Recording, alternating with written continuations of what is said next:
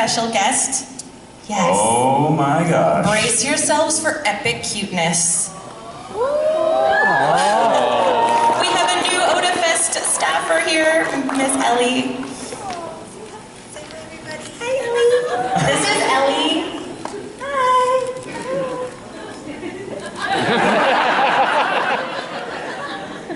So things have changed in Jenny's life since last Otafest.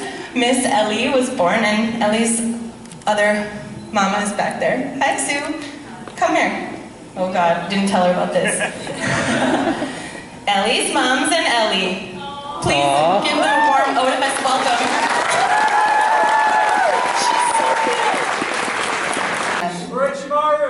Orochimaru. Yes, please. Yes.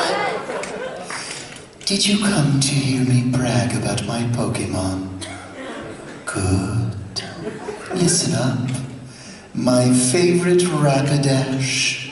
It's cute, lovely, smart. Plus, amazing. You think so? Oh yes. It's stunning. Kindly love it. Hug it.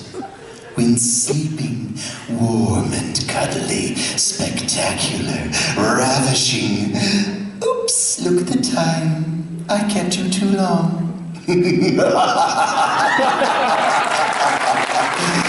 Thanks for hearing me out. I want you to have this. And then he vomits snakes. My name's Karen, and I am a volunteer for Tourism Calgary, and one of the things I've been asked to do today is do a white hat ceremony.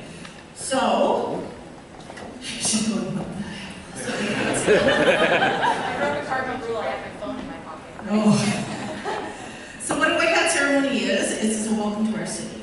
So first off, I want to welcome you on behalf of the City of Calgary, Tourism Calgary, myself, a born and raised Calgarian. Welcome to my city. I apologize for the weather. But it is the May long weekend, right? Yeah, I heard it snowed up in the north somewhere. Good. So what I'm going to do is I'm going to get you to hand out the hats.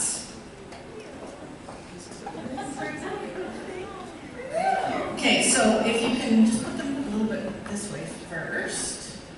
Okay, so the reason that I get you to hold them upside down is because I want you to know that they're filled with as much Calgary hospitality that you can handle. And also I get you to hold them this way to tell you that the dip's in the front. Yeah.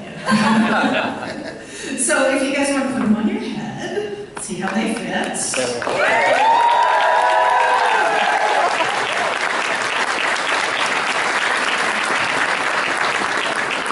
one of the things that they always say is everybody looks good in a cowboy hat, right? Yeah.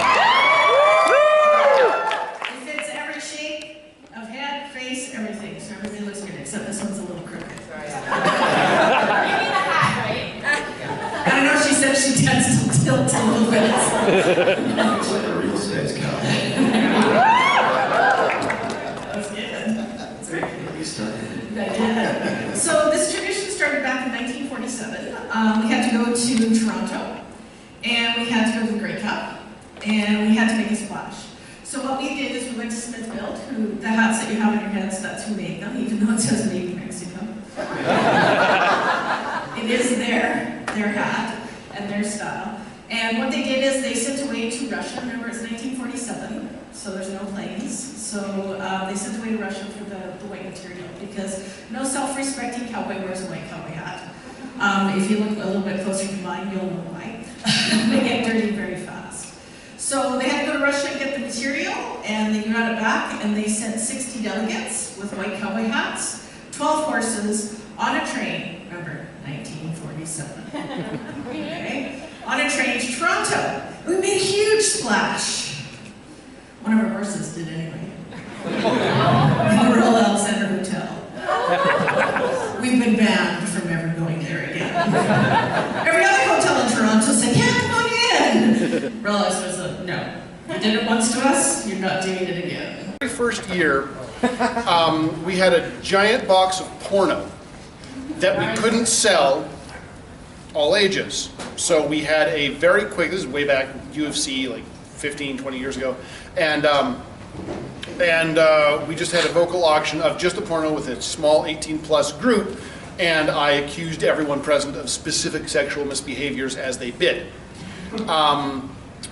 Over time, people apparently wanted me to do that to them, so the popularity of the auction continued to stay and grow, and we ended up sort of opening it up to a larger audience of not porno, but I still accused people of sexual misconduct. My language is very descriptive, and I could never get a cable show. So this is the first time we've had a non-18 plus auction. Yeah, how many years? It's been a long time. Many times. It's been a very, very long time.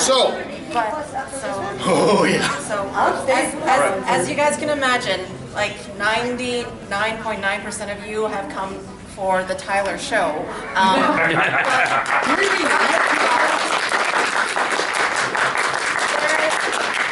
There's a portion of you who haven't realized what you've gotten yourselves into, and generally the folks who deal with the mess afterwards is me, which is why I am here to make sure that this first part here is actually clean, and if Tyler does something that I deem not to be all ages, I get to hit him. So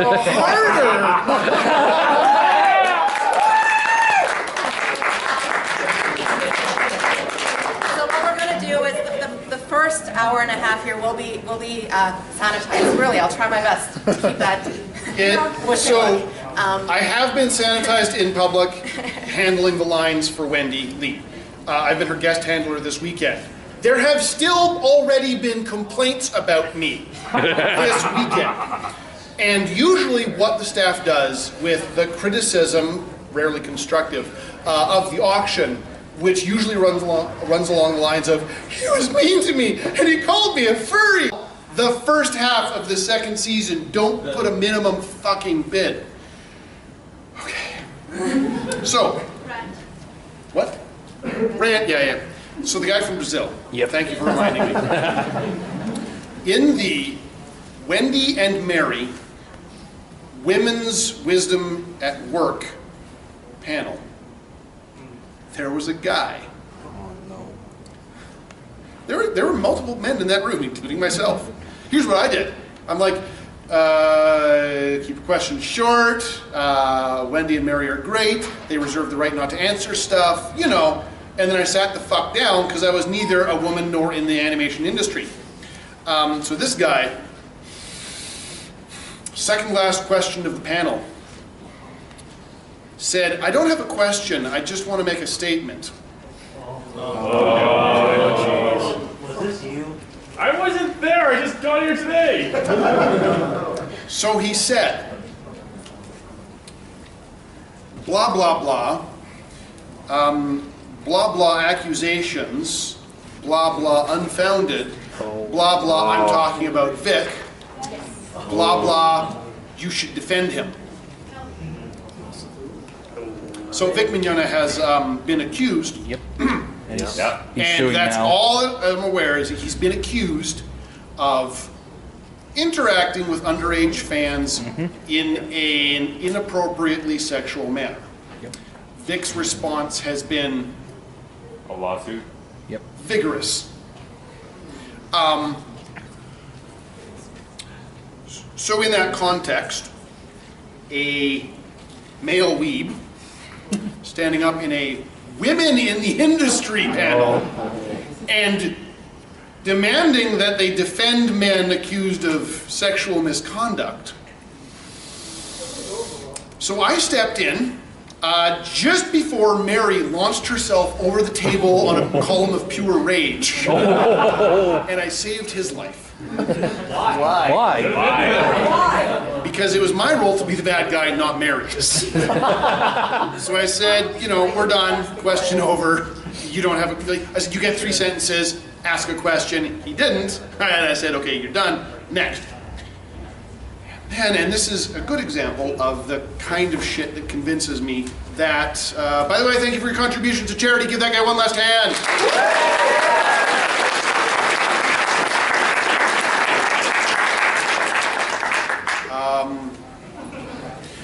So, in another example of why I am thoroughly convinced that weebs have suffered sufficient trauma to need fucking therapy. Every year I do a bit on the go to therapy, and every year I have someone come up to me either beforehand or afterwards and say, so I listened to your advice last year and I went to therapy. Thank you for suggesting it, because, and then like some guys are like, I got laid this year because of that, or I got to therapy and oh my god, my childhood was so fucked up and I didn't realize, and my life is so much better, whatever, right? So in an example of why, another example of why I'm thoroughly convinced there are at least one person in this room who could benefit from therapy, this dude walked up and did something that trauma survivors refer to as JADE, J-A-D-E. There's a website called Out of the Fog, which once you realize you are or have been in a deeply unhealthy relationship with a manipulative person, the Out of the Fog website is very useful because it teaches some techniques and some concepts that help you sort of disentangle yourself from someone who is entangling themselves in unhealthy ways in your life. JADE is an acronym. It stands for Justify, Argue, Defend, and Explain. What happens is, usually in the context of an abusive relationship, the abuser will train the other person to respond to accusations at length, to explain their motives, to justify their decisions, to defend their positions, and to explain what they were thinking when something just happened. Because when someone does this, they are, to an extent, admitting they did something that the other person has a reason to disapprove of. Usually someone who's been trained to JADE hasn't done anything wrong. It's usually the abusive person is in a bad mood, pokes them, pokes them, pokes them, pokes them, pokes them. The other person says, stop it. Why did you say that? Provoking the JADE. If they don't respond, the abuser will then punish them. I know I'll never be the same. Shook my world so hard again. Wish I washed away my sin.